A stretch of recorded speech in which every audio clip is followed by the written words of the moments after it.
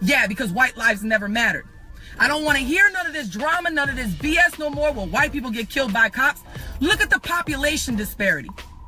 The percentage of whites and blacks, and this is happening. If you look at it mathematically, it isn't right. It isn't equal. Black lives is not saying that all lives don't matter. About 2 years ago, I did a video on social media in support of Black Lives Matter and Tamir Rice because I'm an educator. And what I saw on that TV screen was one of my students being shot in cold blood. From that moment forward, I understood my role came with certain responsibilities. And several of my followers have been asking me, questioning as to whether or not I was going to speak on the Virginia protests and everything going on. I sat back the last couple of days and just kind of taken it all in. And now I'm finally ready to give my piece on it and speak my piece on it. And I'm trying to sit here and process it all because as a historian myself, I'm trying to rationalize not just what these people are doing, but I'm trying to rationalize the people who are sitting there either supporting them or the people who are sitting there in silence. I'm trying to grasp where you're coming from, sitting back just kind of waiting, but now I'm finally ready to put this out there. I made a post last night. And we're talking about these historians, these people that are trying to support these monuments like Robert E. Lee, which is what sparked all this controversy in Virginia. We had a similar situation here in New Orleans, right? They wanted to remove the monuments of PGT Beauregard, Robert E. Lee, Jefferson Davis, and the Liberty Place Monument. Over the summer, we wind up getting rid of all of these things. They're all gone now, right? Now we have a similar situation in Virginia. And here we go. There's an issue with it, right? Can everybody hear me? I want to make sure that everybody can hear me before I get this started because sometimes I have issues with my sound. So go ahead and please somebody tell me that you hear me. It's just funny because these are people that want to promote or preserve history, right? So you want to preserve history, yet I don't see you, like in the post that I made last night, I don't see you sitting out there in the African American Heart History Museum here in New Orleans. In 2013, 2014, it was supposed to be closed for 9 to 10 months for renovations. It is now 2017 and the building is still not open. $6 million, the building is still not open, but I don't see people throwing a big fuss about that. I don't see people really upset about all that. I don't see you doing with your tiki torches and making sure that everybody else's history is always being preserved and being shared and all these things. I don't see the outrage behind any of that. No, because it doesn't fit your narrative. I would love to be able to bring my students to a museum that represents their history, that represents their culture, because I do teach predominantly black children. I don't see any kind of outrage when it comes to things like that. Let me organize a rally and a protest, and let me see how many of you Tiki Torch Traitors are going to go ahead and show up for all of that. You want to honor historical figures so much, yet you walk around the city of New Orleans. I don't see any large monuments throughout the city that represents, they have small ones of like, Ruby Bridges or something like that, or Homer Plessy, or the millions of slaves that were kidnapped and massacred on the travel to New Orleans or the travel to America or being in America, the ones that were raped and murdered and sold down the river and all this. I don't see any monuments in their recognition, but yet you want to sit here and talk about Robert E. Lee and preserving history. No, you want to preserve your own version of history. You want to preserve the whitewashed version of history. That's what you want to promote. So let's go ahead and let's talk about the obvious hypocrisy. The Colin Kaepernick situation. So you're offended by somebody like Colin Kaepernick, who is peacefully protesting, taking a knee against all of these atrocities inside the country, about the great disparity and equality between blacks and whites. You're offended by him taking a knee, but you're okay with black people taking a bullet. That's number one. You're offended by him taking a knee, or you're offended by somebody standing on an American flag as protest. But you're okay with a group of white people, white nationalists, and the media playing them as white nationalists. You're okay with these people tramping around in American cities, harnessing a Confederate flag and a swastika flag. Really? So let's go ahead and let's talk about those things. How about that? Let's talk about the Confederate flag, number one. The whole motives, whatever the means were, the cause of the Civil War is absolutely 100% irrelevant. Whether you want to say it was the industrialized North versus the agrarian South, you want to say it was over taxes, you want to say it was it doesn't even matter what it was over. You want to know what matters?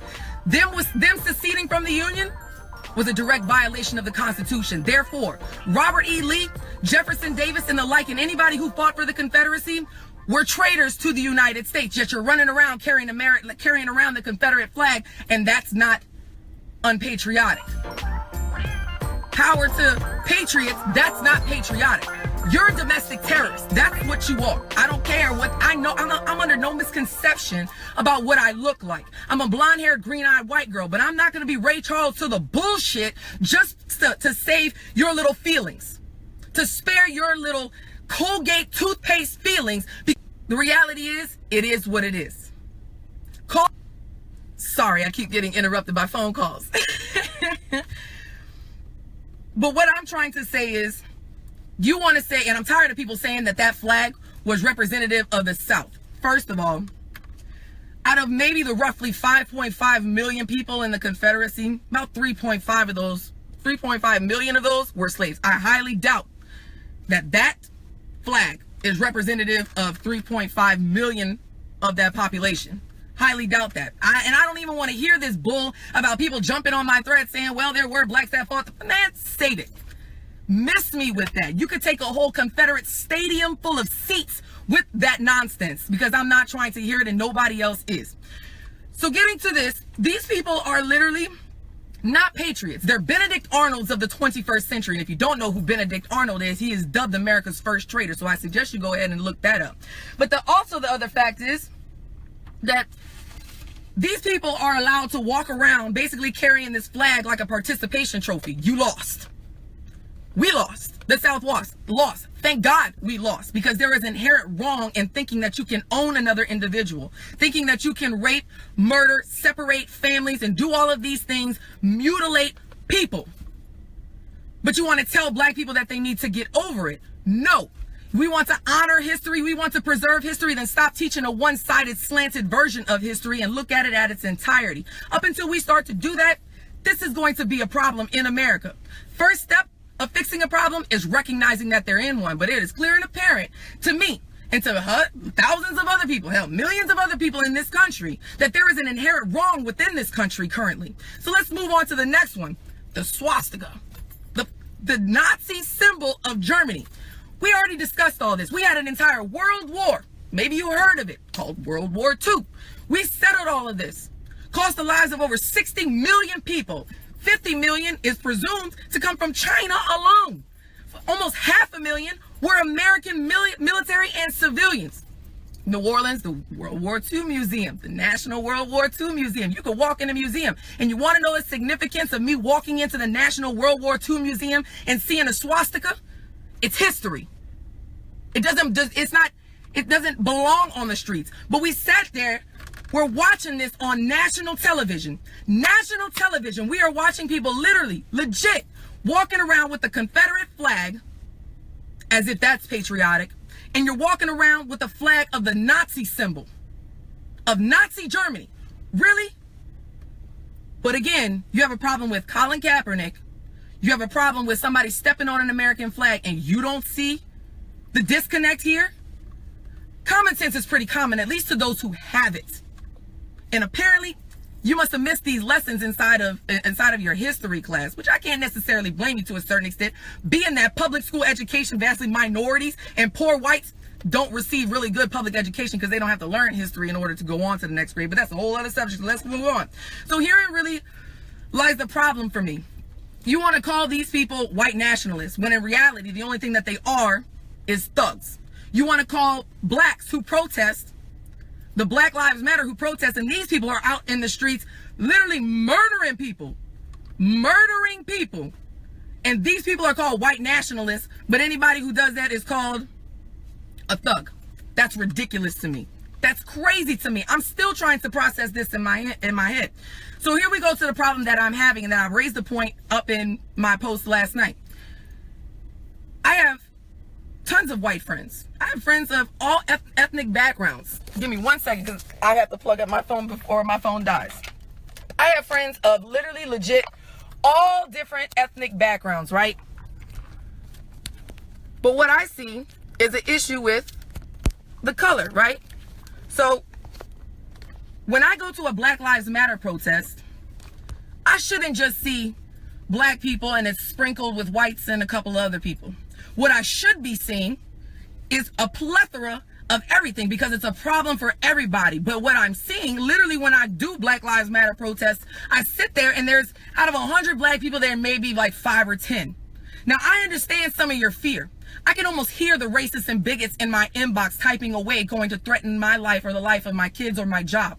I've been doing this for 2 years. I can't even quantify. I don't have enough phalanges, fingers and toes, in order to tell you how many times I've had my life threatened or my job threatened for what it is that I stand for.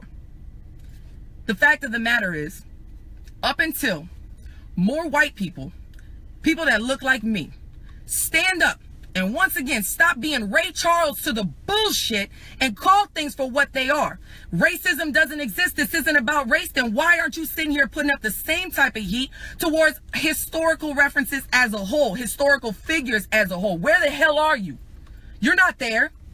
Because it doesn't suit your interest. Because what you're trying to do is the same thing that one of the statues in New Orleans, that the first one that they took down, the Liberty Place Monument, down at the bottom, and it said it, I want to say, until 1993. And it was erected in the late 18th century, and it stayed up until then. It said that the North had to recognize white supremacy in the South. No, the hell it did not, because you lost. That flag you're carrying around is nothing more than a damn participation trophy. It does not represent Southern culture. It doesn't represent my culture, and it doesn't represent the African American culture here down in the South. But up until white people, and I understand I shouldn't be blamed for something that people like me did centuries ago. I understand that argument because I get it all the time. I get judged all the time. But this is not about you. This is where the disparity comes in between White Lives Matter and Black Lives Matter, which is what the white people were literally screaming and protesting in Virginia. White Lives Matter, as if white lives never mattered. Because you were the ones that were raped, kidnapped, murdered, sent thousands of miles away from your home in order to work for other people. And then only to go through centuries of the Negro Holocaust, well, not centuries, but decades of a Negro Holocaust, and then have to go another century before you could even get equal rights within education and jobs. Yeah, because white lives never mattered. I don't want to hear none of this drama, none of this BS no more where white people get killed by cops. Look at the population disparity. The percentage of whites and blacks, and this is happening. If you look at it mathematically, it isn't right. It isn't equal. Black lives is not saying that all lives don't matter. It's not saying that white lives don't matter. It's saying that for once, maybe it's okay to talk about black lives because we are living in a Black Lives Never Mattered era. Period. End of story. End of story. And I'm tired of having this conversation. Like I said, I started this 2 years ago, and I'm tired of having this conversation. And if I've only been talking about this and I've been going through this and I'm frustrated as I am, and I'm doing it for 2 years, I can only imagine how blacks in this country feel, because they've literally legit been saying the same exact thing for centuries. But it took for me to finally hear it. Malcolm X said during the Civil Rights Movement, what is the role of white people? And I kept this within my head, which is why I continue to do what I do. Malcolm X made a statement, and he said that it's not the role of white people to educate blacks on the struggle, because clearly I'll never know what it's like to be black, and no other white person will ever know what it's like to be black. We all get judged, yes, but not to the same degree. But the fact of the matter is, Malcolm X said it's the role of white people to educate other white people. So here's a message to my other white people that are out there.